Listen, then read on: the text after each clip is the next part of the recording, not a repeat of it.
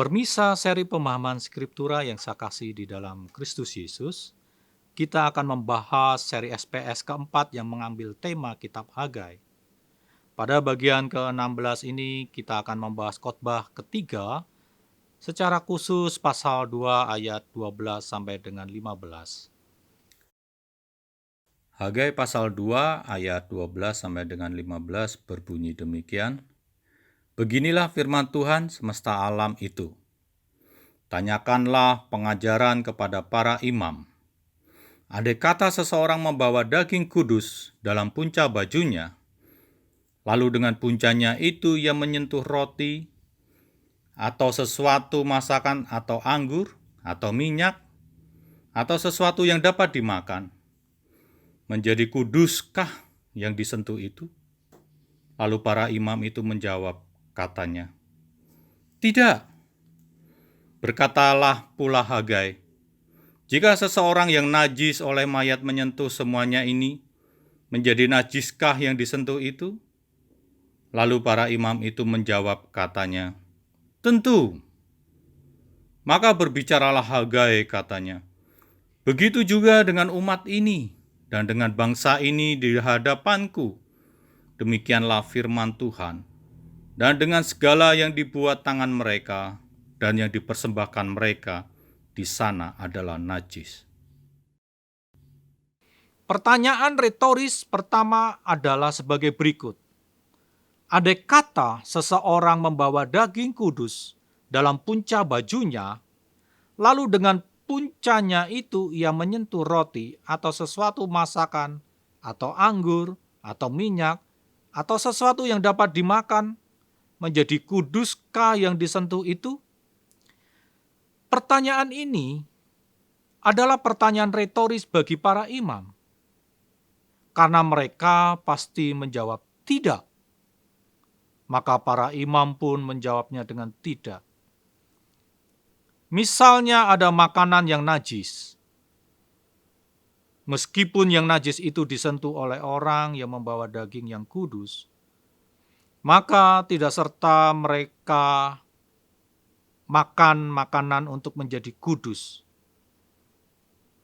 Kemudian Hagai mengajukan pertanyaan retoris kedua yang merupakan kebalikan dari yang pertama.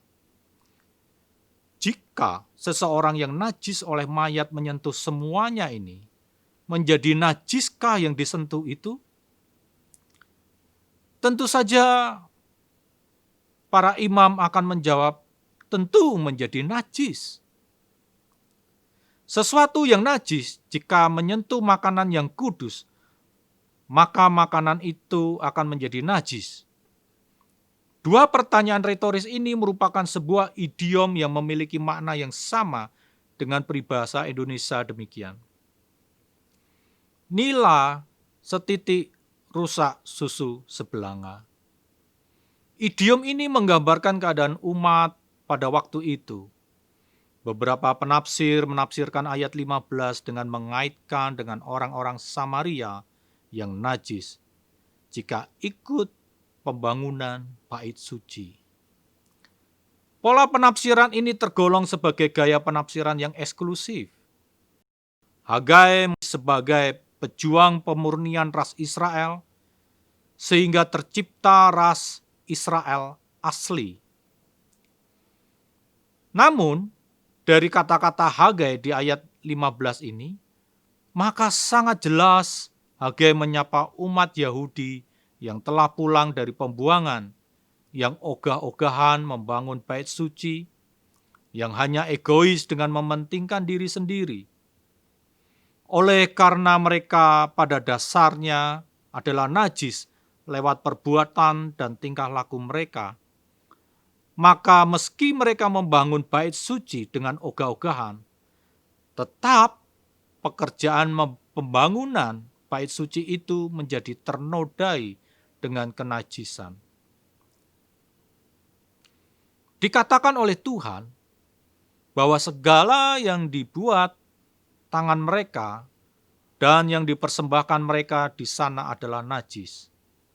Tuhan lewat Hagai menegur umatnya sendiri dan mengajak untuk kembali kepada karakter umat yang berbakti dan mengabdi kepada Tuhan. Tuhan mengharapkan akan ada restorasi karakter secara menyeluruh di dalam kehidupan umat. Melayani Tuhan harus dengan hati yang tulus dan mau berterima kasih kepada Tuhan. Jika kita melayaninya dengan terpaksa dan ogah-ogahan, maka ini telah dihitung sebagai dosa. Biarlah kita melayaninya dengan rasa ucapan syukur kepadanya. Amin. Soli Deo Gloria.